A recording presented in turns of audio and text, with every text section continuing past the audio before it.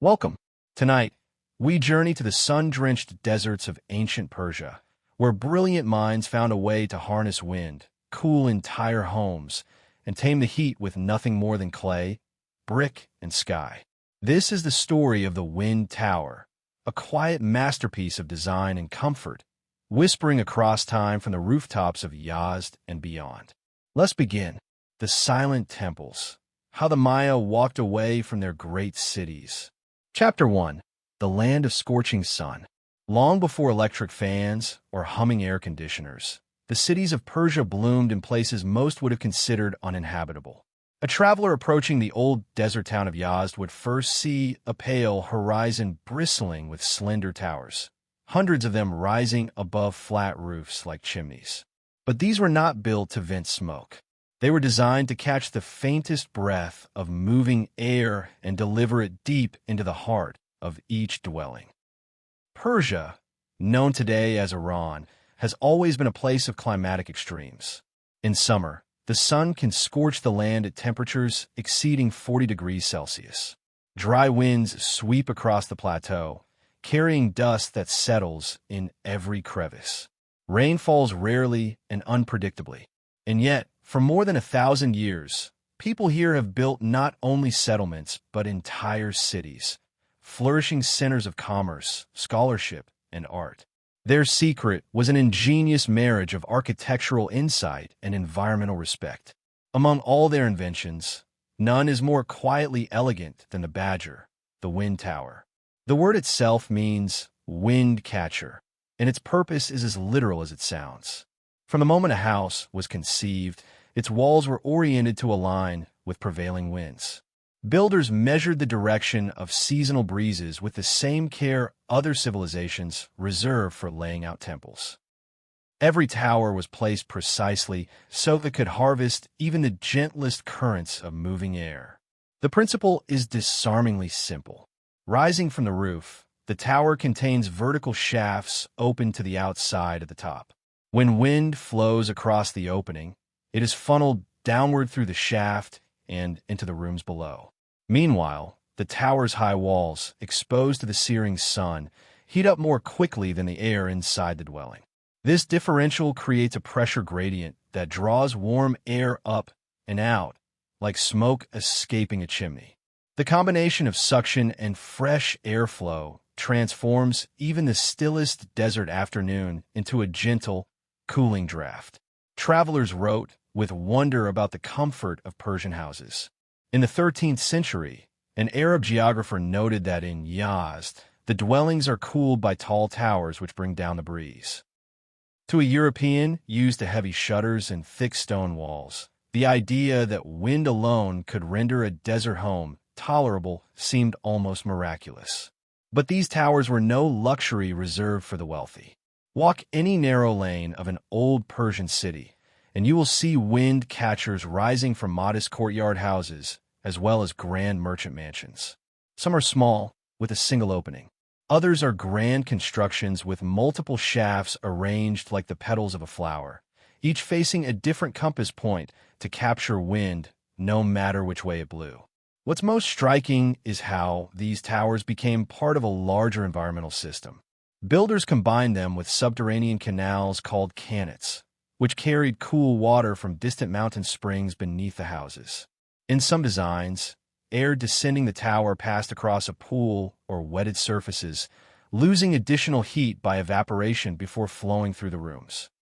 These methods anticipated modern evaporative coolers and passive ventilation by centuries. The effect was not merely practical. It was also psychological, a soft assurance that even in a hostile climate, human beings could create comfort without violence or excess.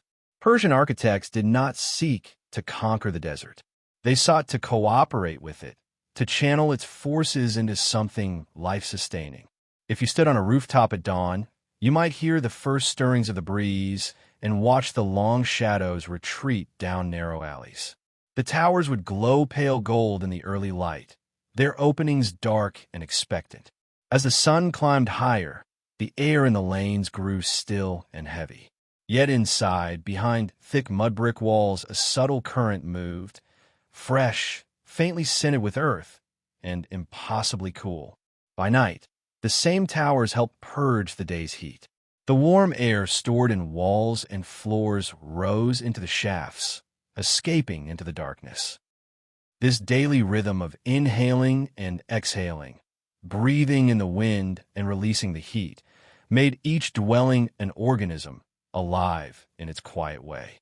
In the centuries to come, Persian engineers would refine their craft further, blending geometry, climate observation, and material science. But even in these earliest forms, the wind tower was a masterpiece, a technology that embodied knowledge passed from one generation to the next, adapting to each town's unique landscape. It is easy to imagine the builders standing beside a half-finished tower, gauging the air with outstretched hands, their faces turned to the sky. They worked not just with bricks and plaster, but with currents invisible to the eye. What they built was more than shelter. It was a declaration that human ingenuity could harmonize with nature rather than oppose it. As we begin this exploration of Persian wind towers, we will see how a simple idea evolved into a sophisticated art, how it shaped the skyline of cities and the daily rituals of their inhabitants. In the chapters ahead, we will trace how these elegant structures became symbols of resilience, grace, and quiet triumph over an unforgiving climate. Chapter 2: Foundations Beneath the Sand. When the first Persian engineers planned to build in the desert, they knew they had to think in more dimensions than simply height and breadth. They had to consider what lay unseen below the surface: soil that baked in a hardness under the relentless sun, water hidden in distant aquifers, shifting sands that could swallow walls if ignored. The wind tower, as graceful as it appeared above the rooftops, owed much of its success to a foundation designed as carefully as any palace. Before a single brick was laid, builders studied the land with an intimacy born of necessity. They dug test pits to understand the density of the soil. They pounded stakes into the ground, watching how quickly they were swallowed by drifting sands. They tasted earth between their fingers to judge its dryness. Generations of observation had taught them that the desert was alive, in motion even when it appeared still. This was no minor concern. A wind tower needed to be tall to function properly. A shaft that rose 10 or 15 meters above the roofline created the pressure difference essential to draw air downward. But that height brought weight and leverage, increasing the risk of collapse if the base shifted. To counteract this, Persian builders developed a layered foundation: courses of stone beneath courses of mud brick, alternating materials to distribute load evenly. In Yazd, surviving examples show how skillfully these builders anticipated the forces their structures would endure. Equally vital were the subterranean channels called qanats. These ancient waterworks, extending kilometers underground, brought meltwater from mountain springs to the settlements. A qanat was a marvel in its own right, a tunnel dug by hand, sloping gently enough to keep water flowing without flooding. Along its length, vertical shafts provided ventilation and access.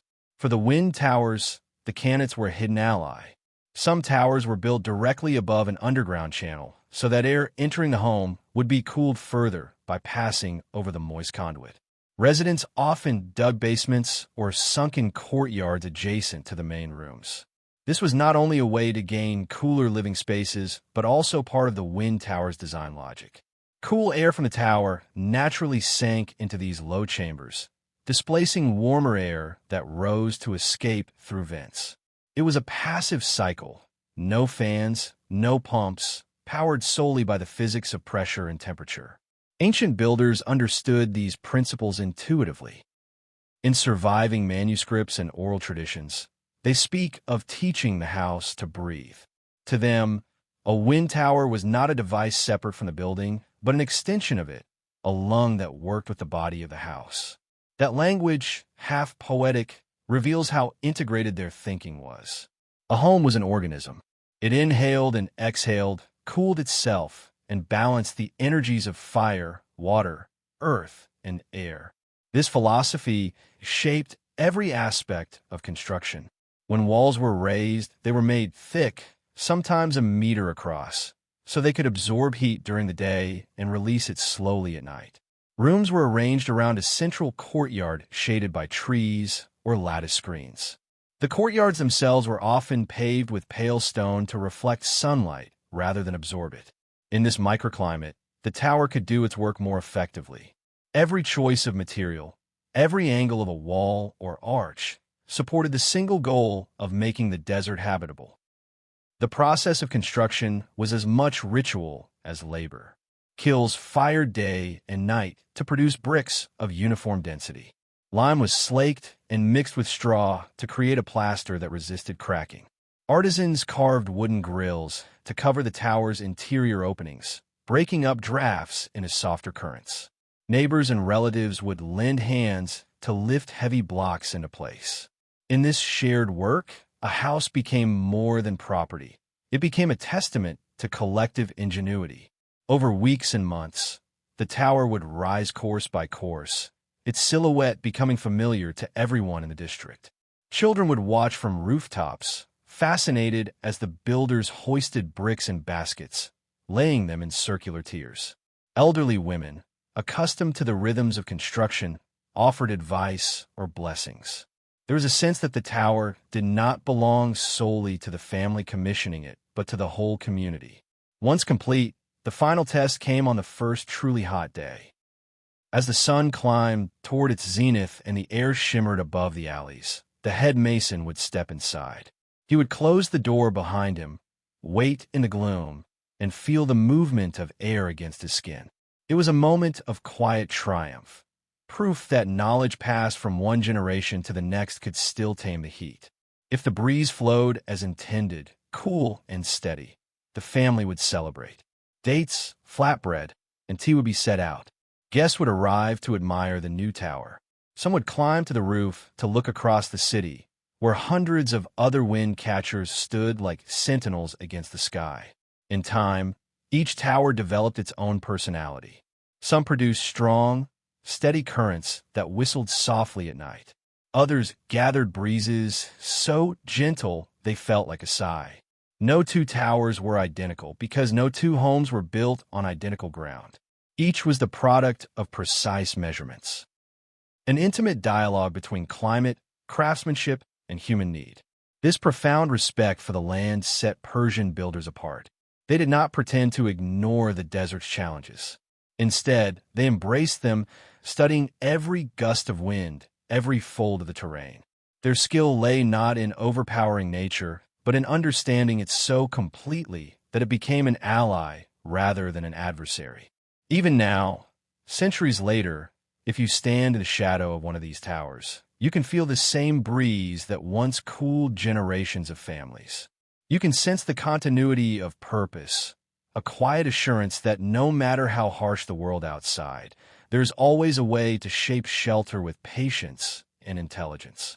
In the next chapter, we will explore how these wind towers were adapted over time to serve larger public buildings, bazaars, and mosques, extending their benefits beyond private homes to entire communities.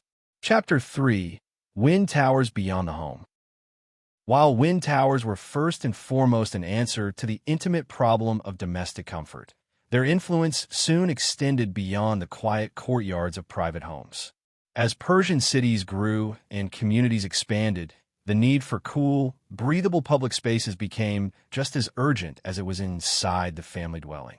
And so the wind tower, that clever vertical lung, found new life in mosques, bazaars, schools, and caravanserais, transforming not only architecture but the rhythm of urban life itself. In the heart of every Persian city lay its pulse, the bazaar, covered, crowded, and alive with the mingling of voices and goods. It was the place where merchants bartered spices, fabrics, and precious metals, where families came to buy bread and herbs, where news traveled faster than the horses that brought it.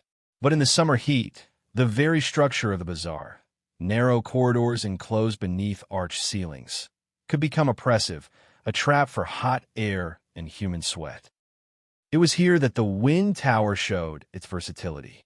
Rising above the domed roofs of the market, tall shafts were installed at key points, often at the intersections of corridors or above central courtyards. Their effect was immediate and almost magical.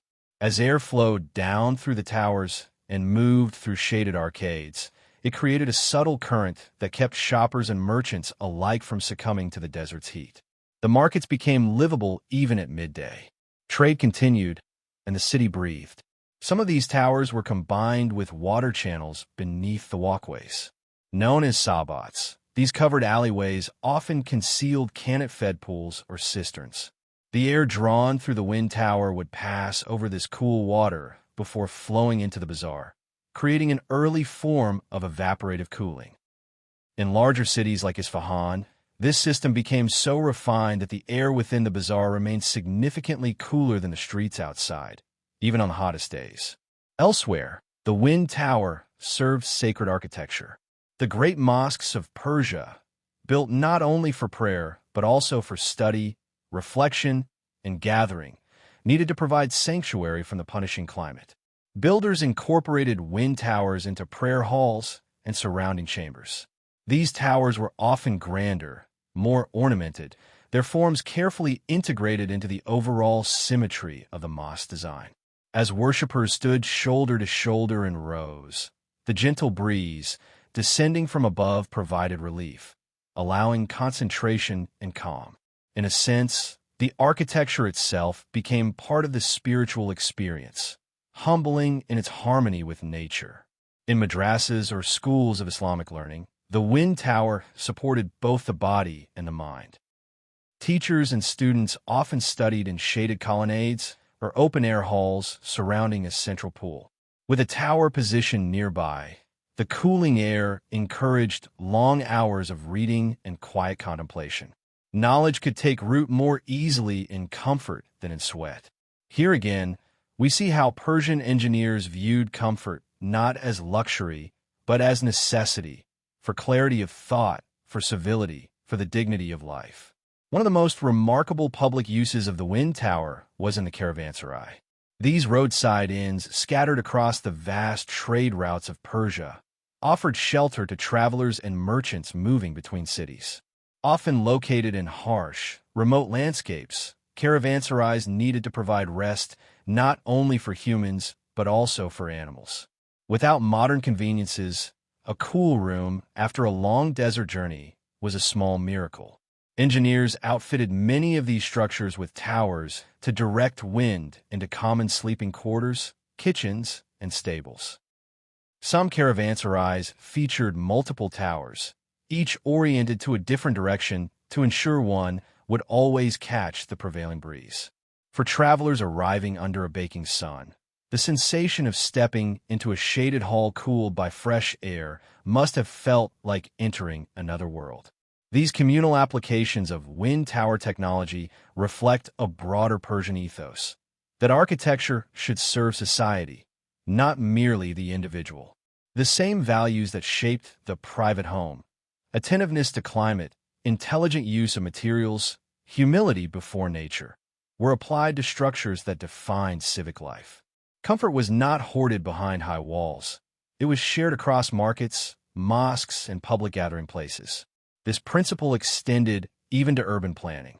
City layouts were designed to support airflow. Streets were oriented to maximize the movement of wind through narrow lanes. Open spaces like squares and gardens were strategically placed to allow breezes to circulate freely. Wind towers dotted the skyline like punctuation marks in a well-composed sentence, each one helping the city breathe more easily. In Yazd, where some of the finest examples still survive, an aerial view reveals a forest of towers interspersed among mud brick homes and minarets. To modern eyes, the uniform beige tones of the architecture may seem monotonous, but to someone raised in this environment, every tower has a personality. Some are square, others octagonal. Some stand tall and proud, others squat and unassuming. Together, they form a collective memory of ingenuity. By adapting the wind tower to public spaces, Persian engineers did more than cool rooms. They fostered a culture of care. They recognized that the well-being of the community depended not only on laws or religion, but also on the physical environment. In designing for breathability, They affirmed that every person deserved comfort, whether a merchant selling figs, a child reciting poetry, or a traveler seeking shelter under foreign stars.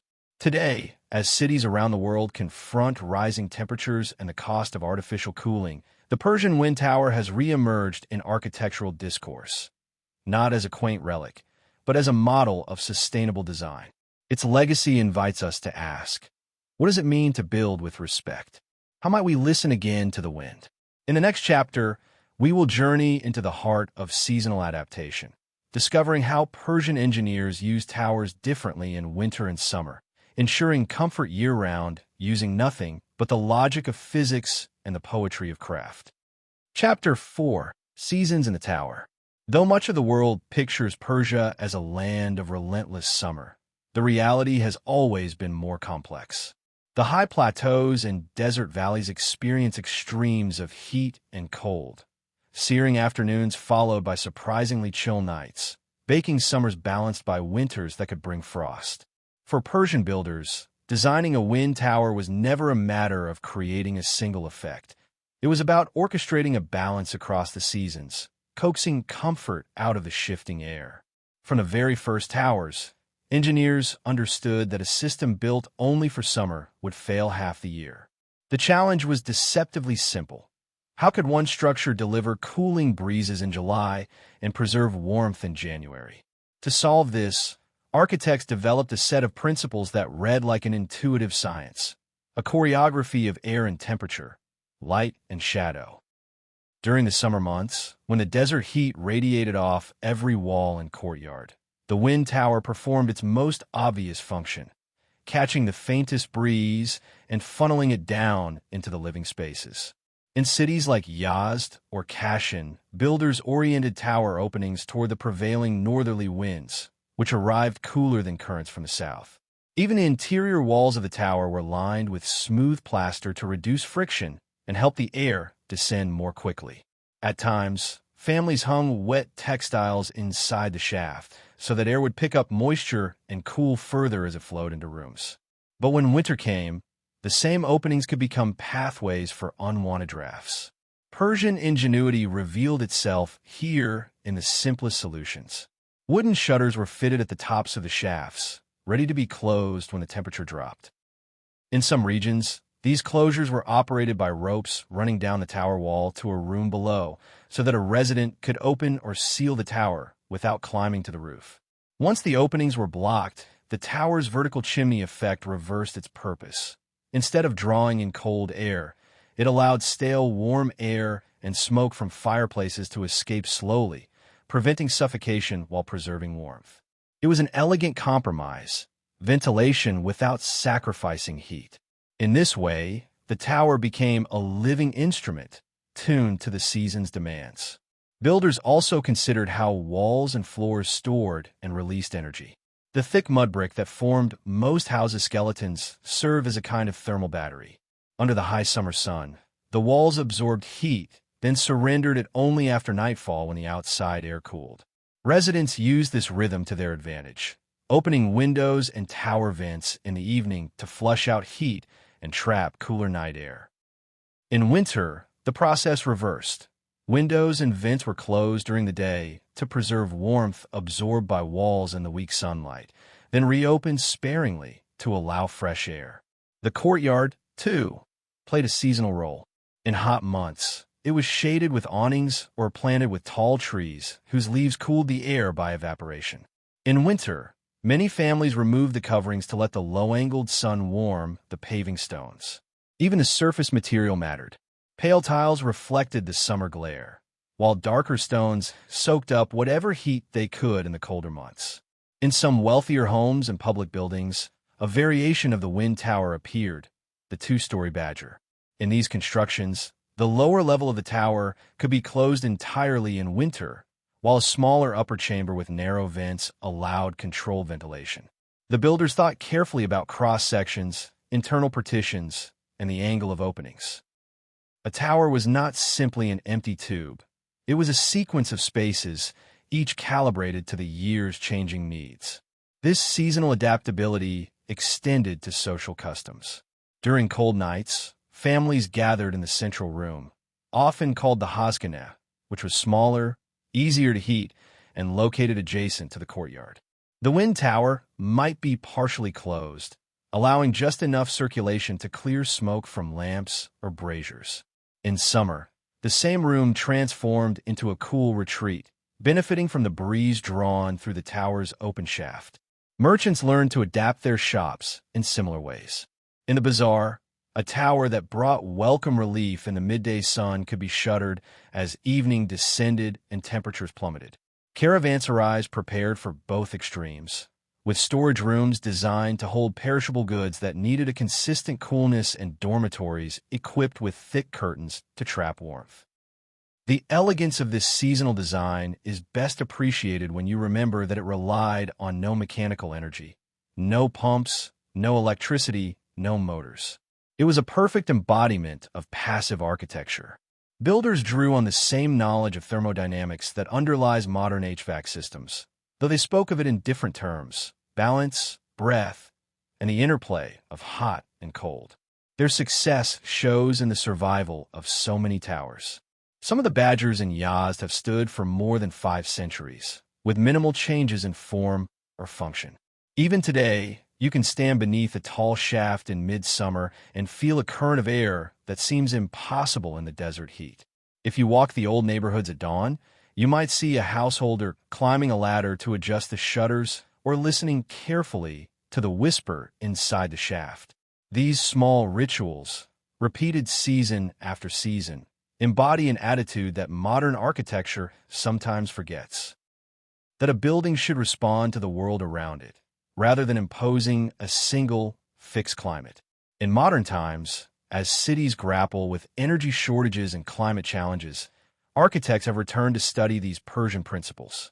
The seasonal adaptability of wind towers offers a roadmap to design that is at once sustainable, efficient, and profoundly humane. In the chapters ahead, we will trace how wind tower design became a symbol of cultural identity and pride, how it evolved across centuries, and how it continues to inspire architects searching for answers to the timeless question of how to make shelter both resilient and beautiful. Chapter 5: Towers of Identity and Pride. That as centuries passed, wind towers evolved from purely functional structures into emblems of cultural ingenuity and pride. They became part of the Persian skyline, each one declaring the presence of a community that refused to yield to the desert's austerity. Whether in bustling trade cities or quiet villages, the towers embodied an idea larger than comfort alone. They were a statement of belonging, a symbol of civilization flourishing in an unlikely place. By the late medieval period, wind towers were no longer limited to practical buildings. Nobles and affluent merchants began to commission towers that were as much works of art as devices of ventilation. Brickwork grew more elaborate, with decorative bands encircling the shaft, carved inscriptions along the cornice, and glazed tiles shimmering in the sun. In Yazd, where dozens of towers rose above the rooftops, they came to define the silhouette of the city, each one distinct in detail, yet collectively forming a visual identity as recognizable as any skyline of minarets. These towers were not merely ornaments. The choice to embellish them spoke to a deeper cultural impulse. In Persian philosophy, beauty and utility were not opposites, but allies. A structure was most admirable when it satisfied both the needs of the body and the aspirations of the spirit. To look upon a finely built wind tower was to feel, even in the harshest climate, that human endeavor could tame and even celebrate nature. Travelers passing through the region often remarked on the tower's grace.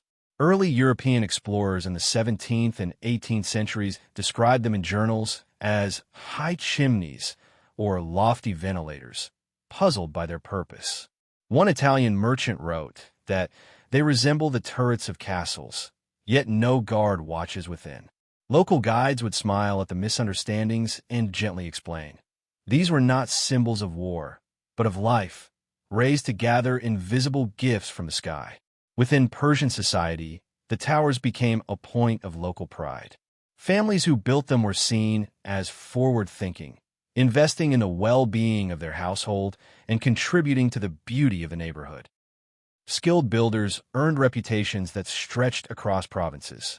A master craftsman whose towers combined effective cooling with elegant design would be in high demand, traveling from Yaz to Kerman to supervise new commissions. Some communities developed distinctive regional styles. In Kerman, wind towers tended to be taller and slimmer, suited to the more variable winds. In Kashan, they were often octagonal, their facades decorated with niches to create shifting shadows.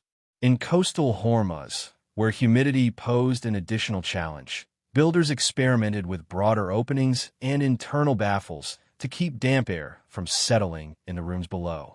This diversity of forms was matched by a diversity of names. Though badger was most common, other terms emerged: malkaf in Arabic-speaking regions, windcatcher in English accounts.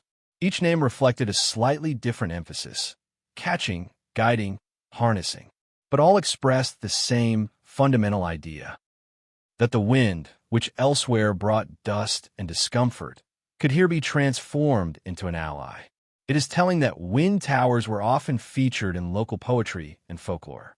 Ballads sung by traveling minstrels spoke of towers as symbols of resilience, silent sentinels that guarded households through the longest summers. Children grew up with stories that imbued the towers with personality, as if each had its own moods and preferences, a temperament shaped by centuries of desert winds. This storytelling tradition was more than whimsy. It anchored the towers within a cultural landscape that valued adaptation over conquest.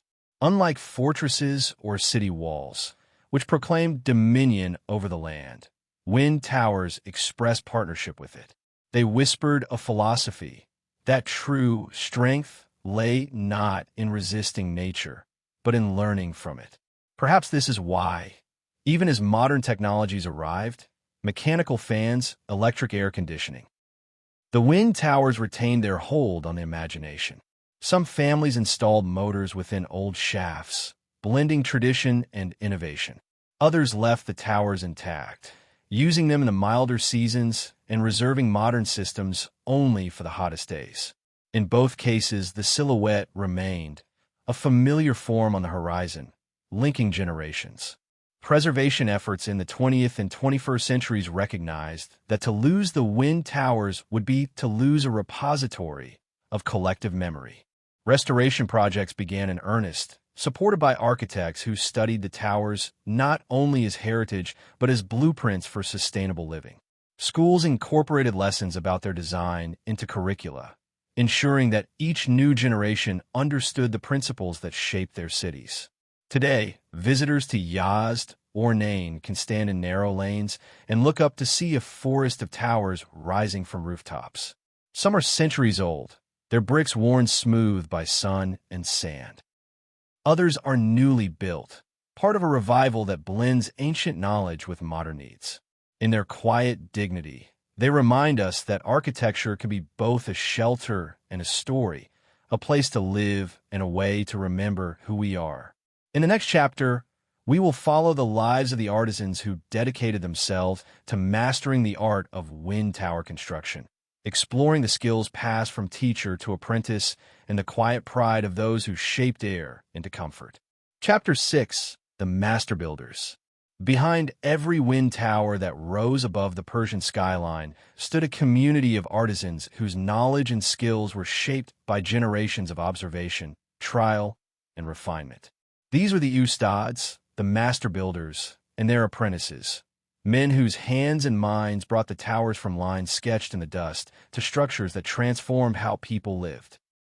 Unlike court architects who designed palaces or monumental mosques, wind tower craftsmen were often more modest in social status. They were builders, masons, and carpenters, sometimes descended from long lines of artisans who passed their craft down like a treasured inheritance. Yet within their circles, expertise in wind towers commanded quiet respect. It was said that any mason could raise a wall, but only a few could guide the wind. The education of an apprentice began with material familiarity. The young builders learned how to shape and lay mud brick, an unassuming material that required special care. The bricks needed the right blend of clay, straw, and water, molded in wooden frames and left to dry in the fierce sun. If they cracked or warped, the tower's stability would be compromised. Apprentices spent long hours inspecting bricks, tapping them to hear their sound, and studying their surface for imperfections. Next came lessons in proportion and orientation. A wind tower that was too narrow would not generate sufficient airflow, too wide, and it would lose pressure. The ustads taught their students to measure carefully, adjusting the shaft's width and height to suit the building's size and the prevailing winds of the region. They consulted hand-drawn plans, but more often relied on memory and experience, knowledge inscribed in callous palms rather than parchment. One of the most delicate aspects was the crafting of the internal vanes and partitions. These wooden or brick dividers directed airflow within the shaft, allowing the builder to fine-tune the currents. A slight adjustment in angle, just a few degrees, could determine whether a room was pleasantly cool or stifling. Apprentices watched in silence as masters set the partitions, their gestures practiced and precise. In Yazd, families commissioned the same teams of builders generation after generation, trusting them to adapt designs to each home's needs. When an ustad arrived to plan a tower, he did so with an understanding of more than physics. He took into account the family's habits, the arrangement of their rooms, and even their privacy concerns. A tower might be placed away from the women's quarters or oriented to avoid carrying voices between neighboring courtyards. Construction was usually a communal effort. Neighbors helped haul bricks, mix mortar, and raise scaffolding. As the tower grew taller, wooden ladders were lashed together, and workers balanced with confidence high above the alleys. Children watched from rooftops, craning their necks to glimpse the new landmark taking shape. Throughout the process, the ustad served not only as builder, but as teacher. He narrated each step to the apprentices, explaining why certain adjustments mattered and reminding them that no two towers were alike. The lessons were always rooted in respect for the environment. No wind tower was constructed in ignorance of local conditions. Each was an answer to a specific climate, a precise marriage of form and function. When the final bricks were laid, a small ceremony often marked the tower's completion. The builder would climb to the top and, with a sweep of his hand, invite the first currents of air into the shaft. Some believe this gesture had a touch of blessing, a way of asking the wind to be gentle and generous in the years ahead. The finished tower was not left alone to do its work. Over the seasons, builders returned to inspect and maintain it. In the fierce heat, plaster cracked and needed repair. Wooden louvers warped and required replacement. The master builders considered this care as much a part of their craft as construction itself. A neglected tower was not simply an architectural failure, but a sign of forgetfulness toward the family it served. In larger towns, ustads organized guilds, sharing techniques and agreeing on standards for materials and wages. Though rivalries existed, there was also a sense of solidarity, an unspoken recognition that they all contributed to the health and dignity of the community. When travelers praised the city's cool interiors, it was these builders' legacy they were admiring, even if their names never appeared in official chronicles. Beyond their technical expertise, the master builders nurtured a philosophy that blended practicality with poetry. They spoke of the wind not only as an element to be managed, but as a kind of invisible companion, a force that could be coaxed but never conquered outright. Their towers were invitations to this companion, gestures of welcome carved from mud and timber. As centuries passed and mechanical cooling began to supplant traditional methods, the craft of wind tower building waned. Yet some families continued to pass down the skills, determined not to let their heritage be forgotten. In recent decades, renewed interest in sustainable architecture has brought their work back into the spotlight. Architects and historians have sought out the last surviving ustads to record their knowledge before it faded. Today, when visitors walk the narrow lanes of Yazd or Kashan, they see not just a cityscape of towers, but the accumulated labor and wisdom of countless unnamed hands. Each tower stands as a quiet testament to the ingenuity of artisans who learned to shape the air itself, and to the patient art of teaching generation after generation. In the next chapter, we will explore how these towers adapted to different regions and climates, evolving new forms in coastal cities, highland villages, and beyond. Chapter 7. Adapting to every landscape. While the classic image of a wind tower conjures visions of desert cities like Yazd, the genius of these structures lay in their adaptability across regions with strikingly different climates. From the salt-laden air of the Persian Gulf to the cooler plateaus of central Iran, builders modified their designs to meet each place's unique challenges. The wind tower was never a single formula applied everywhere, but rather a repertoire of solutions refined to harmonize with the land. In the coastal cities, particularly along the shores of the Gulf, humidity presented an obstacle unknown to the high deserts. Here, winds arrived laden with moisture, threatening to bring dampness and mold into the buildings they cooled. Builders in places like Bandar Abbas experimented with broader openings near the top of the shaft. Instead of narrow slits designed to maximize velocity, these towers featured wide, shallow vents to disperse air more gently. Inside, wooden lattices and baffles were placed to slow the movement and allow the moist air to lose some of its heaviness before drifting into living spaces. In especially humid months, families in these coastal towns developed clever techniques to regulate their towers. They would partially shutter the upper vents to limit the flow, then hang strips of woven reed across the openings to act as simple filters. At night, when the air grew cooler and drier, the reed screens were removed and the tower resumed its work at full capacity. Moving inland, to the highland villages perched among rocky plateaus, the problems were reversed. Here, the air was dry but frequently cold, especially at night. Builders adapted by constructing towers with dual chambers, a larger main shaft to catch the summer winds, and a smaller, auxiliary passage for winter ventilation. These auxiliary chambers could be sealed almost entirely when temperatures dropped, preserving the warmth stored in thick stone walls. One remarkable example survives in a caravanserai along the ancient Silk Road route. This building's wind tower rose in two distinct tiers, each with separate controls. Merchants arriving in summer marveled at how cool air poured into the sleeping quarters, even as the daytime sun scorched the stones outside.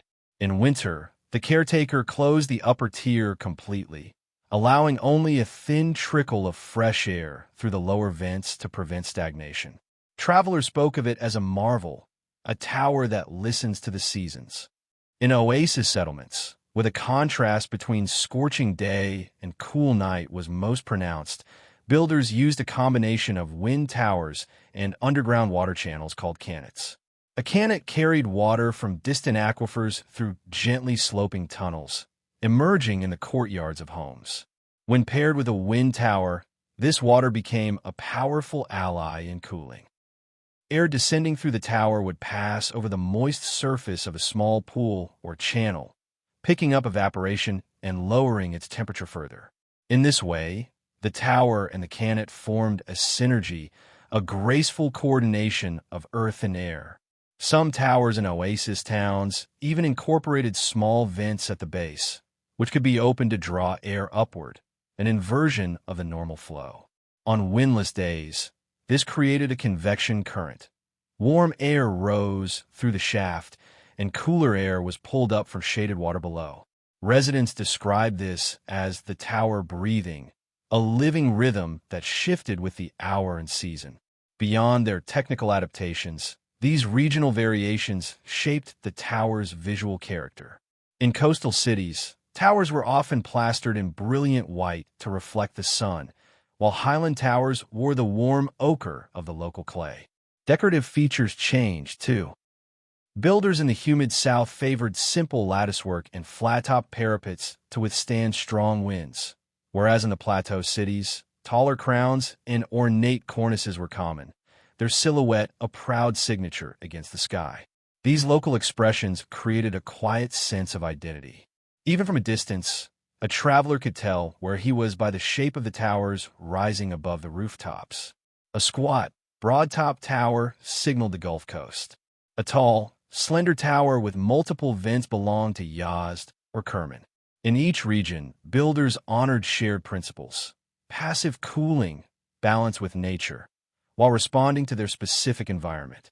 The adaptability of wind towers is one of their most enduring lessons. In a world where architecture often seeks a single, universal solution, these structures remind us that true sustainability grows out of respect for place. The Persian builders did not impose a rigid ideal on every settlement. Instead, they listened to the land, to the wind, to the habits of the people who would live within the walls. They shaped their towers to suit the rhythms of each landscape. Today, as modern architects grapple with the challenges of climate change, many look back to these examples for guidance. The regional variations of Persian wind towers stand as a testament to the idea that building well means building with empathy for the earth, for the climate, and for the daily life of a community. In the next chapter, we will explore how the wind towers became woven into the fabric of social life, influencing everything from household rituals to city-wide celebrations. Chapter 8. Living with the Wind. In Persian towns and villages where wind towers rose from almost every rooftop, life unfolded beneath their quiet influence. They were not merely architectural features, but companions to the rhythms of daily existence. The slow breathing of air through each shaft shaped habits, social customs, and even the way families gathered in their homes. Each dawn, when the desert's chill still lingered, the towers stood silent. Windows remained closed to keep the coolness in, and the women of the household moved about quietly, preparing breakfast while the city woke. As the sun climbed higher and the first currents of heated air began to stir, the wind towers came alive. One by one, shutters were eased open. A gentle draft slipped through the interior spaces, and the sounds of morning, water drawn from cisterns, merchants calling in the streets, were carried indoors on its back. In many homes, the tower's cooling presence defined the layout of living areas. Rooms nearest the tower shaft were reserved for summer use. Shaded spaces with woven reed mats on the floors and low cushions set in semicircles to catch the breeze. Here, families retreated during the hottest hours, sharing midday meals in the coolest corners. A courtyard fountain might gurgle nearby, its evaporating spray adding an extra touch of relief to the air flowing past. Children quickly learned which rooms were favored by the wind. On afternoons when temperatures soared, they invented quiet games in the shaded chambers, spreading pebbles or dried chickpeas across the mats in elaborate patterns. The tower's gentle size became a backdrop to these small rituals, a reassurance that even when the world outside shimmered with heat, life indoors could remain soft and bearable. Over time, each household developed its own patterns of tending the tower. Before the hottest weeks began, men climbed the narrow ladders to inspect the openings and check for cracks in the plaster. Screens were cleaned of dust and cobwebs. In some families, these preparations took on a ceremonial quality, marking the transition from spring to the long season of heat. Stories were told as the work progressed, tales of ancestors who had built the tower or of travelers who once praised its design. Beyond individual homes, wind towers influenced how neighbors interacted. The rooftops of older quarters were connected by low walls or parapets, and residents moved easily from one to another. In the evenings, when temperatures dropped and air cooled, families gathered atop their houses to share gossip and tea.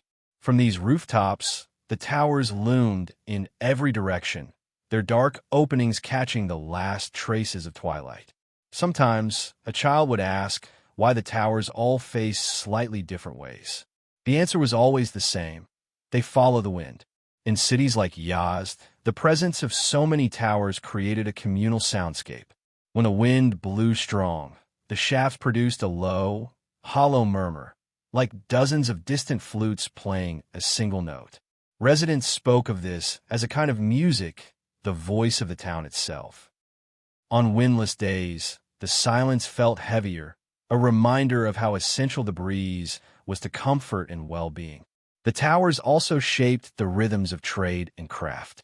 In workshops, cloth dyers and metalworkers chose workspaces that benefited from ventilation, knowing that the moving air helped regulate both temperature and the dispersal of fumes.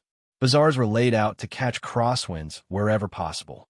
Even in the design of caravanserais, builders included small towers to keep travelers comfortable during their stay. The idea was so integral that to build without considering airflow was seen as a mark of poor judgment. Seasonal festivals, too, found ways to acknowledge the towers.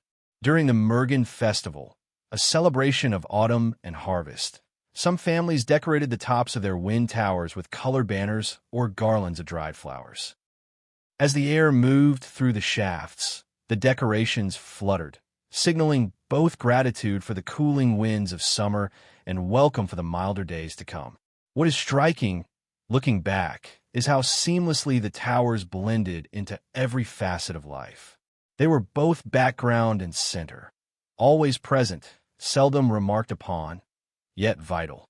A child growing up beneath their shadows might never think to question their existence. Only upon traveling elsewhere, where no breeze slipped down into the rooms, did the significance become clear. In this quiet integration lay the towers' enduring power. They were not simply a response to a technical challenge, but an example of architecture embedded in culture. No one needed to be taught to appreciate them. The appreciation arose naturally as comfort and community intertwined. Today, those who visit the old quarters of Yazd or Kashan can glimpse this world still flickering to life. Though modern air conditioners hum behind new walls, many families maintain their towers, opening them on mild days and remembering the customs that once defined each season. In their graceful forms, the memory of a way of living remains intact, an unbroken link between past and present. In the next chapter, we will look at how knowledge of wind tower construction spread beyond Persia's borders, inspiring adaptations in other cultures and climates. Chapter 9. Across Borders and Empires. The genius of the Persian wind tower did not remain confined to the highlands and deserts of Iran. Over time, knowledge of this passive cooling technology migrated across regions, reshaped and reinterpreted by different cultures as it followed the trade routes, conquests, and exchanges of the medieval and early modern world. In an age before globalization, architecture spread not only through blueprints or treaties, but through the footsteps of travelers, merchants, and craftsmen who carried with them stories of homes cooled by wind alone. One of the most direct paths of influence ran along the Persian Gulf, where the bustling ports of southern Iran traded regularly with cities on the Arabian Peninsula. From Bandar Abbas to Muscat, stories spread of towers that could tame the desert heat. Builders in Oman, Bahrain, and parts of the United Arab Emirates began experimenting with their own versions. In places like Dubai's old Al Fahidi district, Barjeel Square stone wind towers rose atop coral stone houses, providing both ventilation and prestige. While often shorter and more rigid in form than their Persian cousins, these towers shared the same logic: draw in wind from above, channel it downward, and make desert living bearable.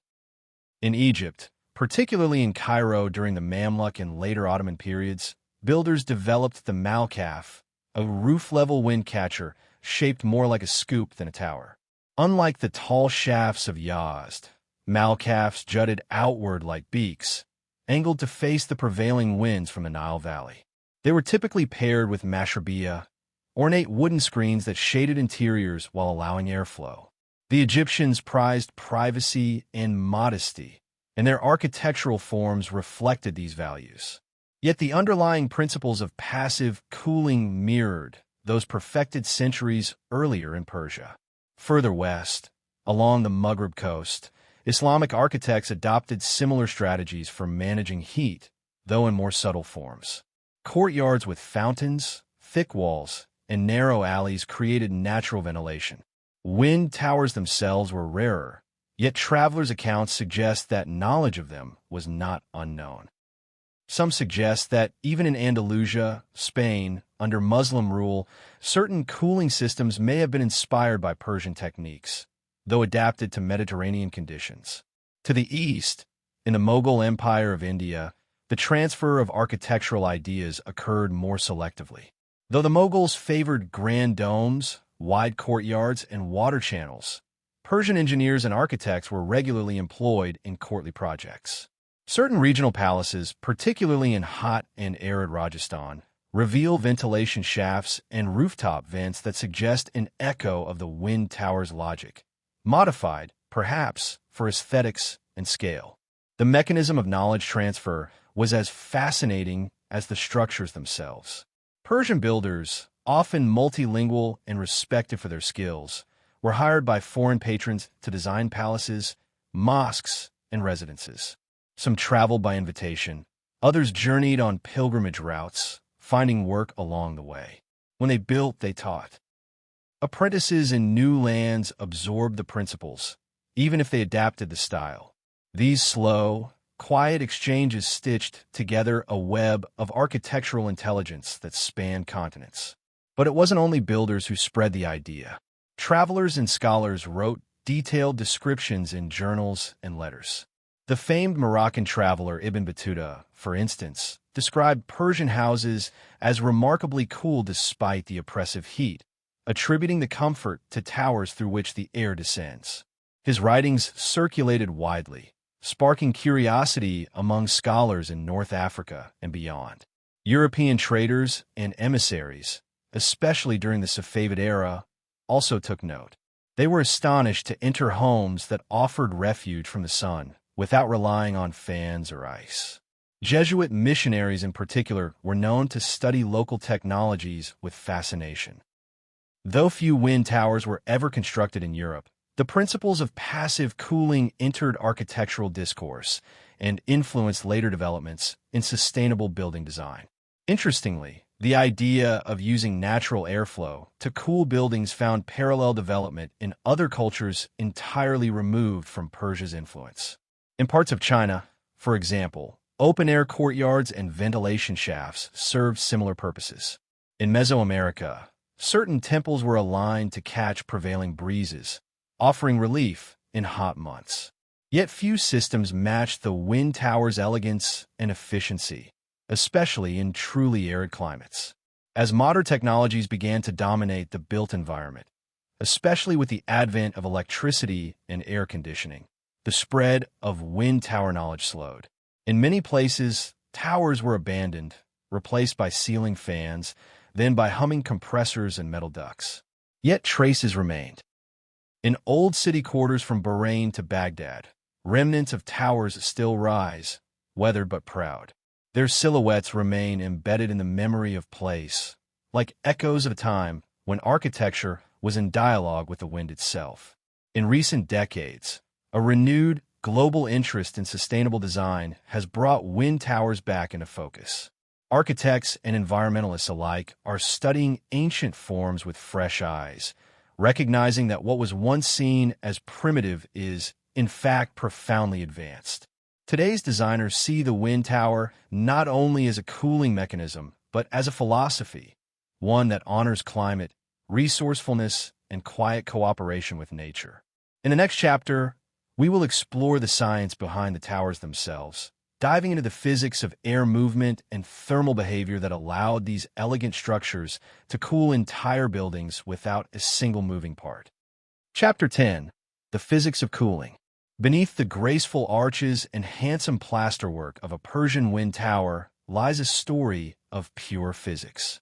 Though its outward form varies by region and style, its function relies on universal principles: pressure, temperature differentials, and the constant dance between air and heat. For centuries, the builders who refined these structures did not need formal equations to understand them. Observation and intuition, repeated over generations, proved to be as precise as any formula. At the heart of the tower's operation lies a simple truth: air in motion becomes a tool. When a breeze passes over the opening of the tower, it creates a pressure differential. The windward side receives higher pressure, pushing air into the shaft.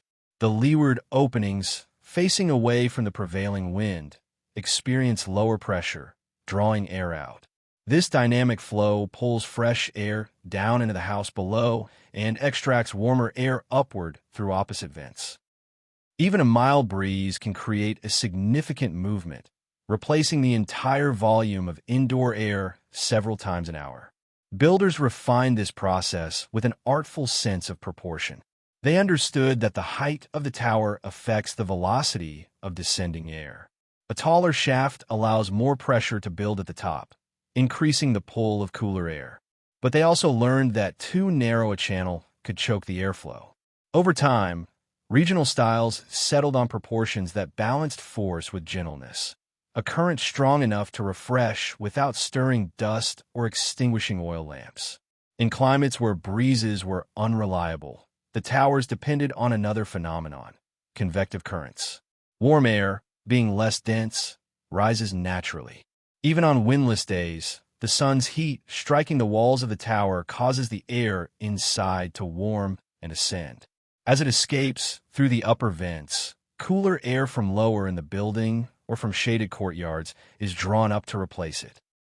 This cycle continues day and night, moderated only by the sun's path and the mass of the building itself.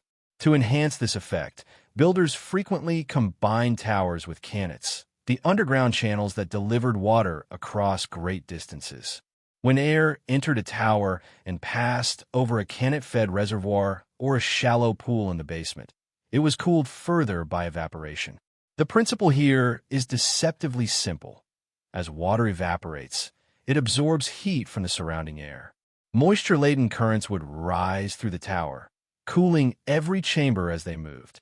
In desert towns where temperatures exceeded 40 degrees Celsius by midday, this process made the difference between suffocating heat and tolerable comfort. Another subtle trick was the use of thermal mass. The thick mud brick or stone walls of Persian homes absorbed heat during the day and slowly released it overnight. This meant that even if the tower drew in warm afternoon air, it encountered cooled surfaces that moderated its temperature before it reached living spaces. Builders calculated the thickness of walls and the placement of windows with astonishing precision, using centuries of collective experience to create interiors that stayed within a narrow band of temperatures all year. These scientific principles were not hidden knowledge. They were understood, demonstrated, and taught in workshops where master builders passed their skills to apprentices. Over time, the lessons crystallized into rules. Face the main vent toward the prevailing summer wind. Maintain a shaft tall enough to create pressure. Include an outlet to draw warm air upward. And if possible, link the system to underground water. Centuries before words like sustainability and passive cooling entered modern language, Persian builders had mastered both. They achieved what many contemporary architects still strive to recreate: an environment shaped to human comfort without the need for machines. While their knowledge grew from necessity, it was also guided by a philosophy, a belief that the best solutions are those that harmonize with the forces already present in the world. Even so, the physics alone does not fully explain the wind tower's power. Its success depends on the way these physical principles were married to cultural patterns. Builders didn't simply create a cooling device. They designed homes that fit around the tower, with courtyards, domed ceilings, and shaded passages all contributing to the effect. The tower was never an isolated object. It was part of a total vision, an understanding that architecture should be a living system, not a collection of disconnected parts. In modern times, as designers return to these ancient principles, they find that the old knowledge still holds.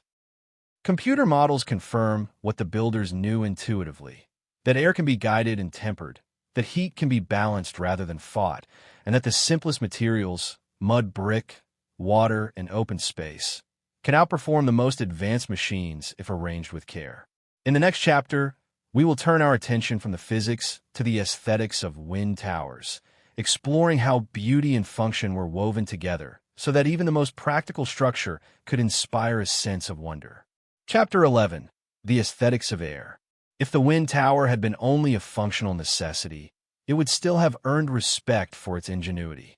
But what set these structures apart was their grace, the way they transformed the utilitarian act of cooling into something worthy of admiration.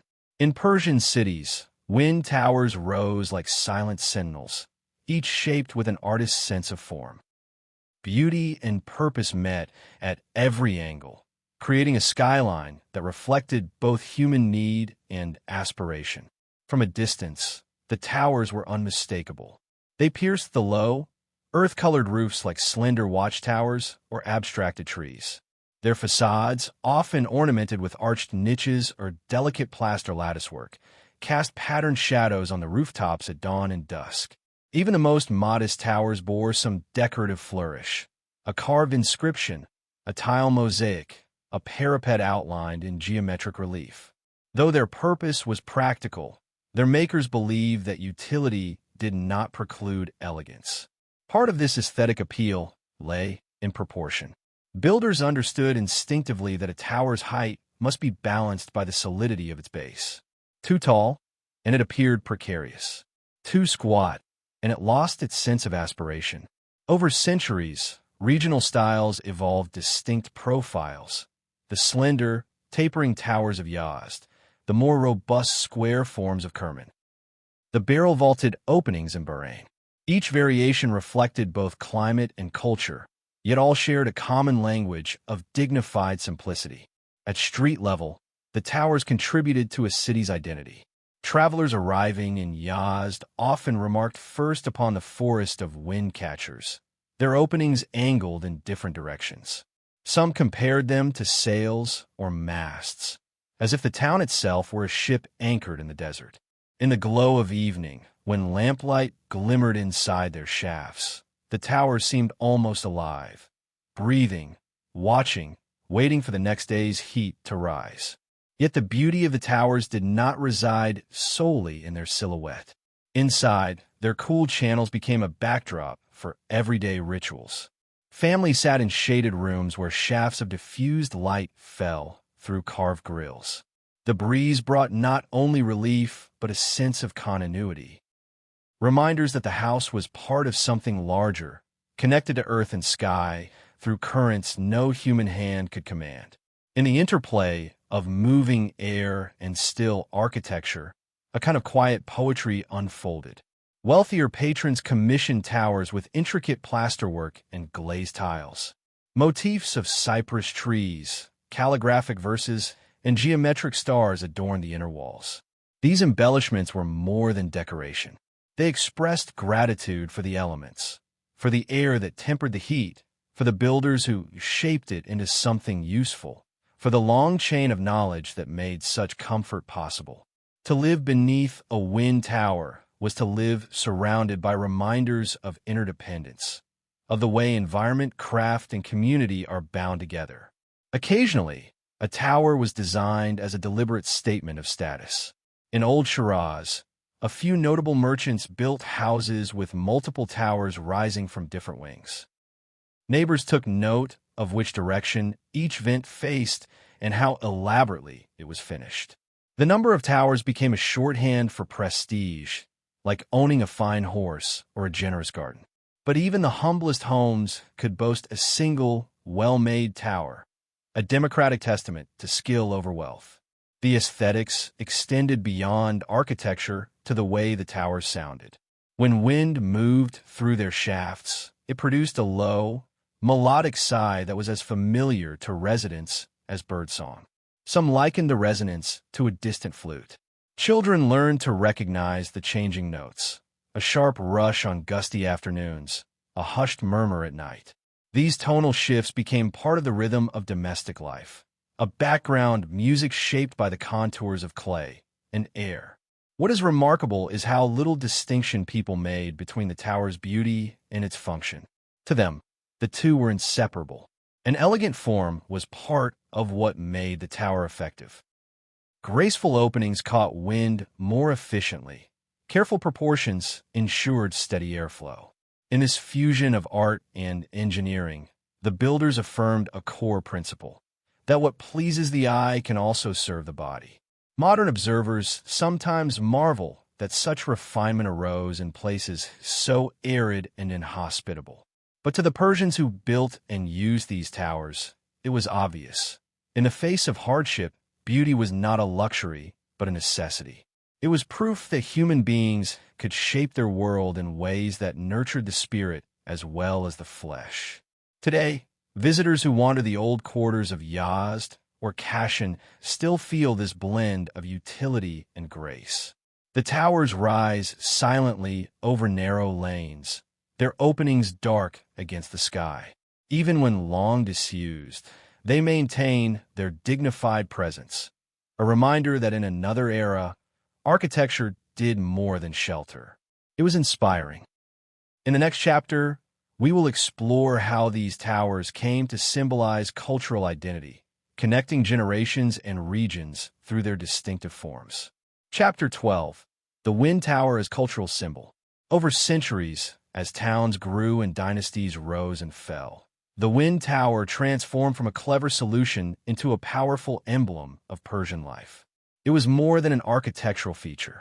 It was a declaration that even in the harshest environments, people could thrive through ingenuity and respect for nature. The Wind Tower stood at the crossroads of practicality and meaning, its silhouette etched into collective memory, its presence woven into every story the desert told.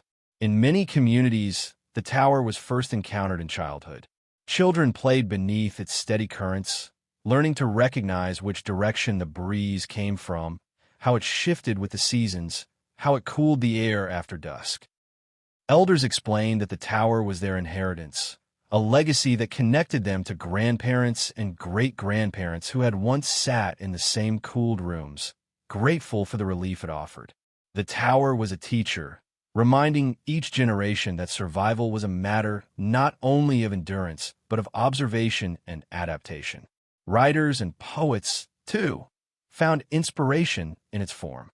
In medieval verses, the tower sometimes appeared as a metaphor for vigilance.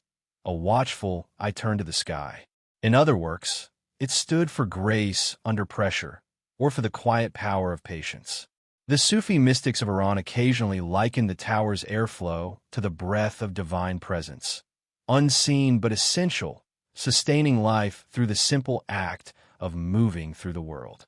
Merchants returning from long caravans spoke with pride of their wind-cooled homes, describing how travelers from distant cities would marvel at their comfort. Over time, these stories spread the tower's reputation far beyond the Persian plateau. In the bazaars of Baghdad, Damascus, and Cairo, traders swapped accounts of buildings cooled without fan or fountain, of towers that seemed almost magical to outsiders. As Persia encountered new powers, the Seljuks, the Mongols, the Safavids, the Wind Tower remained an anchor of continuity. It outlasted shifts in religion and language, survived wars and droughts. When modern visitors passed through ancient quarters, they often remarked that the towers looked timeless, as though they had risen from the same earth that baked beneath them. This sense of permanence contributed to their symbolic weight. In a region often marked by upheaval, the Wind Tower became a sign of resilience. During the 19th and early 20th centuries, as photography spread, the towers appeared in some of the earliest images captured of Iranian cities.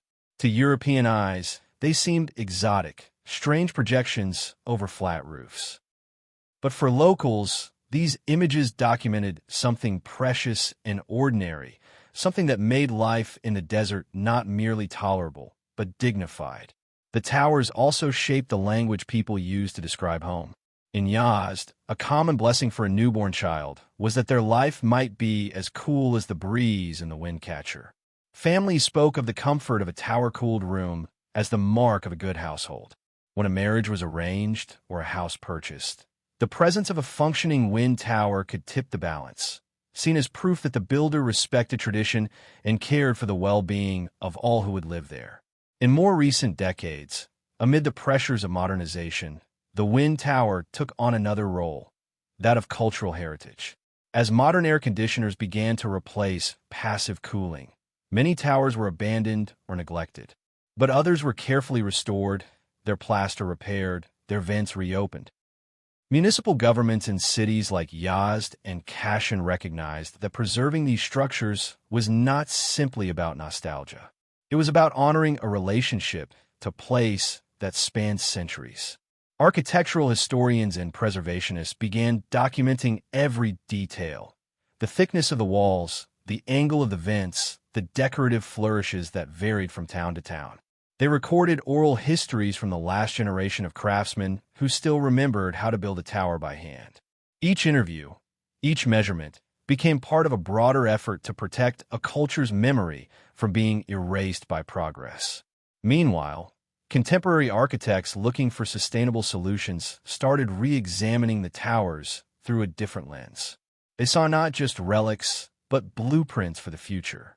In their elegant geometry lay answers to the pressing questions of a warming world.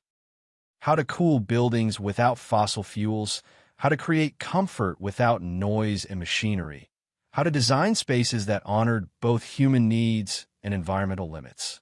In this way, the Wind Tower evolved from a necessity to a symbol of hope. It showed that ancient knowledge, far from being obsolete, could illuminate the path forward. It demonstrated that cultures anchored in respect for nature had much to teach those now grappling with the consequences of resource-hungry technologies. For people who grew up in the shadow of a tower, the sight of one still standing brought an unmistakable reassurance. Whether in a restored historic quarter or a dusty neighborhood waiting for preservation, the tower reminded them that their ancestors had learned to live with the land rather than against it, and that this wisdom had been handed down generation by generation. In the next chapter, we will explore the gradual decline of wind towers in the 20th century and how shifting ideas about progress and modernity nearly consigned them to oblivion. Chapter 13, Decline in the Age of Progress. The story of the Wind Tower is not only a tale of triumph and endurance, it is also one of gradual neglect. In the early decades of the 20th century, as ideas of progress swept across the Middle East, the graceful towers that once defined Persian skylines began to be regarded as relics of an older, less advanced world. New technologies promised a different future, and the very qualities that had made wind towers beloved came to be seen as quaint or inconvenient. Electricity was the first agent of change. With the arrival of electrical grids, homes that had relied on passive cooling systems gained access to fans and, eventually, mechanical air conditioning. At first, these devices were novelties, a sign that a household had embraced modernity. They could be switched on and off at will, delivering cold air regardless of wind direction or season. In rapidly growing cities, this controllability held enormous appeal. Yet as families installed fans and later air conditioners, the wind towers lost their central role. Many were partially blocked to prevent dust and insects, or sealed off entirely to keep cooled air from escaping. Some homeowners dismantled them to reclaim roof space or because they believed the towers made their houses look old-fashioned. In larger cities, where new apartment blocks rose in place of courtyard houses, developers rarely included a wind tower at all. The skyline thinned, shedding its forest of vents and turrets. At the same time, ideas about hygiene and cleanliness shifted. The open shafts of wind towers, once prized for their fresh breezes, were sometimes criticized as conduits for germs or pollution. Dust storms, more frequent in the 20th century as land use changed, could sweep grit into rooms. Rather than adapting or maintaining their towers, many owners saw sealing them as simpler. Education, too, played a role in the decline. As schools adopted curricula based on Western models of science and engineering, young architects often learned little about the indigenous knowledge of their own regions. The centuries-old art of designing wind towers was rarely taught in formal training. Even where it was discussed, it tended to be described in historical rather than practical terms, a curiosity rather than a living tradition. Economic shifts also contributed. With oil revenues rising and cities expanding, governments prioritized infrastructure projects and modern housing over preservation. New materials, like reinforced concrete and steel, became symbols of progress. Urban planning strategies encouraged higher density buildings that left little room for internal courtyards and natural ventilation strategies that worked best with wind towers. The humble mud brick lost its place to cement, and with it, the intuitive thermal balance that had supported passive cooling. By the middle of the 20th century, observers noted that many towers had fallen into disrepair. Cracks spread through plastered walls. Wooden lattices decayed or disappeared. In some towns, once gleaming facades had faded to a patchwork of crumbling surfaces and broken vents. For the first time in centuries, the towers became invisible in daily life, so common as to be unremarkable, yet so obsolete that few considered their preservation urgent. But even amid this decline, a few voices argued that something precious was being lost. In the 1960s and 1970s, scholars and architects began to re-examine the principles underlying the wind tower. They measured airflow and temperature differentials, confirming what generations of builders had known intuitively, that the towers could keep homes 10 or even 15 degrees cooler than the outside air. Studies showed how little energy was required to achieve this effect compared to electric cooling. As environmental concerns grew worldwide, the relevance of these findings slowly gained recognition. Yet by then, many towers were already beyond repair. The skills needed to restore them had become rare. The artisans who once specialized in their construction retired or passed on. Rebuilding was possible, but costly and difficult. In some neighborhoods, families simply adjusted to life without them. Children who had grown up with the gentle rush of air in their bedrooms came to accept the drone of electric compressors. Rooflines changed, flattening as towers vanished. Visitors noted that cities felt hotter, less shaded, less alive to the wind's subtle variations. This decline reflected a broader paradox of modernity, that in gaining new technologies, societies sometimes forgot what older knowledge could offer. For a time, the wind tower became a symbol not of pride, but of poverty, a marker that a home lacked the means to modernize. It took decades for this perception to soften. Yet the story did not end in loss alone. In the next chapter, we will see how, as global awareness of climate change and sustainability grew, the wind tower began to return to architectural conversations, not as an anachronism, but as a guide for building a different kind of future. Chapter 14. Rediscovery and Renewal. By the final decades of the 20th century, a quiet shift had begun to gather momentum. Around the world, architects and planners were awakening to the costs of relying on energy-intensive systems to create comfort. In cities where air conditioning had once symbolized sophistication, the downsides became undeniable. Soaring electricity demands, noisy machinery, sealed windows that severed people from the rhythms of daylight and fresh air. In Iran, this realization rekindled curiosity about the wind tower. What had been dismissed as backward was reconsidered through a different lens, one shaped by the urgency of climate change and the desire to preserve cultural heritage. In Yazd, Kashin, and Kerman, communities began documenting the remaining towers. Old drawings, family records, and construction manuals were collected and studied. Conservation groups appeared, determined to save what was left before further neglect rendered the towers irreparable. Scholars interviewed masons who still remembered the correct proportions of shafts, the precise recipes for mud plaster, the angles at which vents should be cut to catch the summer winds. These recollections, once regarded as folklore, now had the status of technical knowledge, vital to repairing structures that no modern blueprint fully captured. At the same time, international organizations like UNESCO recognized that wind towers were not merely local curiosities. They were examples of humanity's collective ingenuity, evidence that long before industrialization, builders had discovered how to harmonize architecture with the environment. This acknowledgement gave fresh legitimacy to preservation efforts. Funding increased. Training programs revived long-dormant skills. Yet rediscovery was not confined to restoration alone. Some architects began to envision new buildings inspired by the wind tower's principles. They asked a deceptively simple question: Could ancient design help modern cities reduce their energy use without sacrificing comfort? Pilot projects offered promising answers. In university laboratories, scale models of towers were tested in wind tunnels. Sensors measured temperature gradients and airflow speeds, confirming that traditional configurations could cool interior spaces by as much as 15 degrees Celsius. These results were not theoretical curiosities.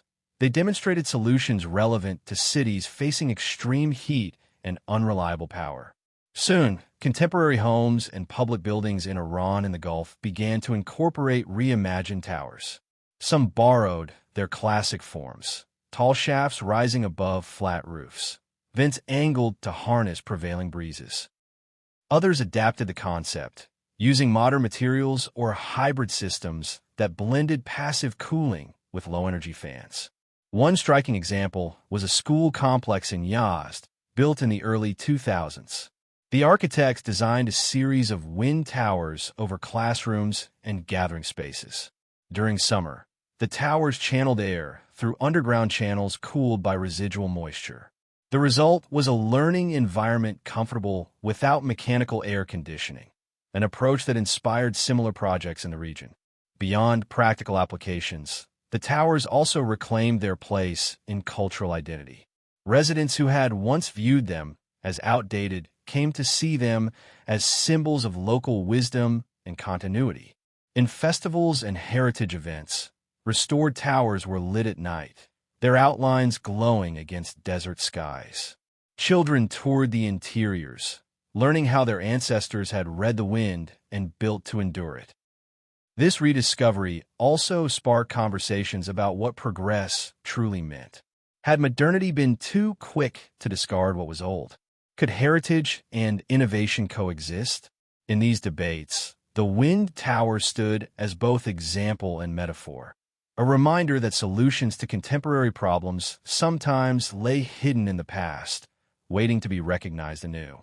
Internationally, architects and environmental designers began to cite Persian wind towers as case studies in passive cooling. University courses examined their physics alongside contemporary green building strategies. Documentaries showcased their silent elegance. What had been nearly forgotten returned as a point of pride and a valuable contribution to global knowledge. Even so, challenges remained. Many historic towers still needed urgent repair. Skilled craftspeople were few. Funding was often precarious. Yet momentum continued to build, supported by a growing conviction that preserving these structures was not only an act of nostalgia, but an investment in the future. In this renaissance, the wind tower revealed its most enduring lesson, that true sustainability comes not from constant reinvention, but from understanding and respecting what has already proven its worth. In the final chapter, we will reflect on what these ancient structures can teach us today about resilience, beauty, and the art of living in balance with nature. Chapter 15, Lessons for a Warming World. As the 21st century advanced, the wind tower, once nearly forgotten, found its place again in the shared imagination. Architects, historians, and everyday citizens began to look up at those quiet structures with renewed respect. In the rising heat of modern cities, the simple, graceful towers seemed to offer not only a glimpse of the past, but a promise for the future. That humanity had always been capable of meeting its challenges with creativity and care. Today, in the lanes of Yazd, you can still see them, some newly restored, others bearing the patina of centuries. They stand over adobe courtyards and tiled roofs, their vents open to the ever-shifting desert winds. When visitors ask why they endure, the answers are as varied as the people who live among them. Some speak of tradition, others of necessity, and still others of the quiet sense of continuity that comes from inhabiting spaces shaped by generations of thoughtful hands. The lessons of the wind tower are, at their heart, simple. First, that building in harmony with climate is not a novel idea, but an old, proven path. Second, that beauty and function can be one and the same, neither sacrifice for the other. Third, that even in an age of rapid change, Ancient wisdom need not be discarded, only understood and adapted. In recent years, as heat waves have become more frequent and cities around the world have struggled with energy demands, Persian wind towers have been studied with fresh urgency. Designers in Europe and Asia have experimented with similar passive cooling concepts: tall chimneys, shaded atriums, porous screens. Each variation testifies to the universality of the problem and the relevance of solutions long overlooked. Yet, even as engineers analyze temperature curves and airflow patterns, there remains something intangible about the tower's legacy. They are more than devices. They are symbols of an approach to life, one that values patience over speed, continuity over novelty, humility over conquest. In the hush of a wind-cooled room, it is possible to feel connected to something larger than oneself, a cycle of seasons, a lineage of builders, an enduring respect for place. Stories still circulate among the old neighborhoods.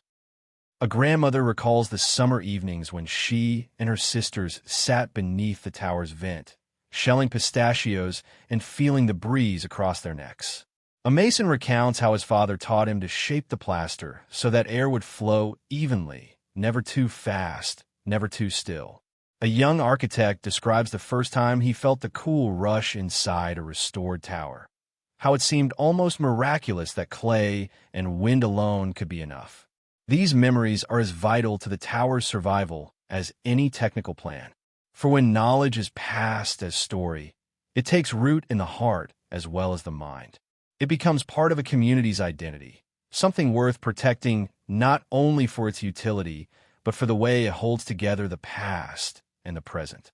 In a warming world, where the challenges of comfort and sustainability grow more urgent with each passing year, the Persian wind tower reminds us that innovation does not always mean abandoning old paths. Sometimes it means returning to them with new eyes and deeper understanding. So when you see the outline of a wind tower rising above a desert town, remember that you are looking at more than architecture. You are witnessing the embodiment of patience and skill, the legacy of people who learned to read the air and shape it into a gift.